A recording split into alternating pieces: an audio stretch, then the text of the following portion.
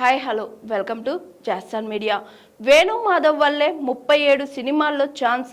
ఆయన చనిపోయినప్పుడు వెళ్ళలేకపోయా.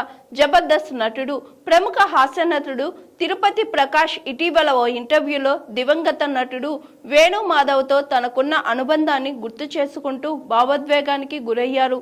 వేణు మాధవ్ మరణించిన సమయంలో ఎదురైన వ్యక్తిగత వివాదం గురించి మాట్లాడుతూ, వేణు మాధవ్ చనిపోయినప్పుడు ఆయన చూడలేకపోయాను నేను. అదే టైంలో మా అమ్మగారు ఏప్రిల్ 14న పోయారు. అన్న ఏప్రిల్ 27 లేదా 28న చనిపోయారు. సేమ్ ఇయర్ అని ఆవేదన వ్యక్తం చేశారు. తల్లికి సంబంధించిన 10వ రోజు కార్యక్రమాల నిమిత్తం కర్ణాటకలో ఉండటం వల్ల ప్రియమైన స్నేహితుడికి చివరి వీడ్కోలు పలకలేకపోయానని తెలిపారు. తన పూర్వీకులు కర్ణాటకకు చెందినవారని, బళ్ళారి, అనంతపురం, బెంగళూరు, మైసూరు, హిందూపూర్లలో తన బంధువులు ఉన్నారని ఆయన పేర్కొన్నారు. వేణు మాధవ్ గొప్ప వ్యక్తిత్వం ఉన్న స్నేహితుడిగా తిరుపతి ప్రకాష్ అన్నారు.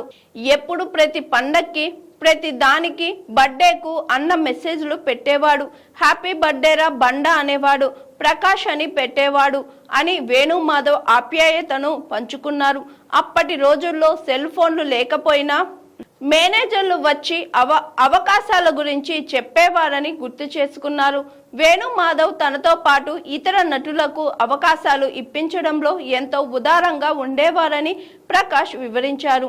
ఒకవేళ వేణు అన్నని నేను పిలిస్తే, సార్ నాతో పాటు ఇంకెవరున్నారు సార్ ఆర్టిస్టులు అంటే, ఇంకా లేదు వేణు అనుకుంటున్నాం సార్, మన ప్రకాష్ ఉన్నాడు సార్, మన గణేష్ ఉన్నాడు సార్, చెప్పండి అంటూ తనను బండ్ల గణేష్ ను ప్రోత్సహించేవారని గుర్తు చేసుకున్నారు. ఈ స్నేహపూర్వక బంధాల కారణంగానే దాదాపు 30 నుంచి 37 చిత్రాల్లో హీరో స్నేహితుడి పాత్రల్లో నటించగలిగానని ప్రకాష్ తెలిపారు. తన సుదీర్ఘ సినీ ప్రయాణంలో మహేష్ బాబుతో సహా ఆ జనరేషన్ లోని ఎన్టీఆర్ మినహా శోభన్ బాబు, కృష్ణంరాజు, చిరంజీవి, వెంకటేష్, బాలకృష్ణ, నాగార్జున, కళ్యాణ్ బాబు, రాజేంద్ర ప్రసాద్, నరేష్ వంటి దిగ్గజాలందరితో కలిసి పనిచేశానని తిరుపతి ప్రకాష్ పేర్కొన్నారు.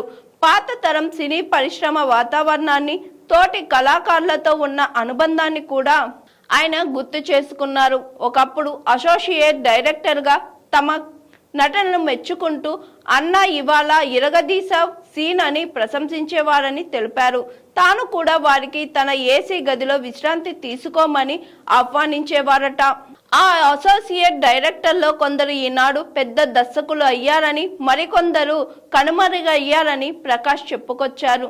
అప్పటి రోజుల్లో డైరెక్టర్లను కలవడం సులువుగా ఉండేదని, ఇప్పుడు దర్శకులను కలవడం వెంకటేశ్వర స్వామి దర్శనం కంటే కష్టమైపోయిందని ఆయన ప్రస్తుత పరిస్థితిపై నిరాశ వ్యక్తం చేశారు.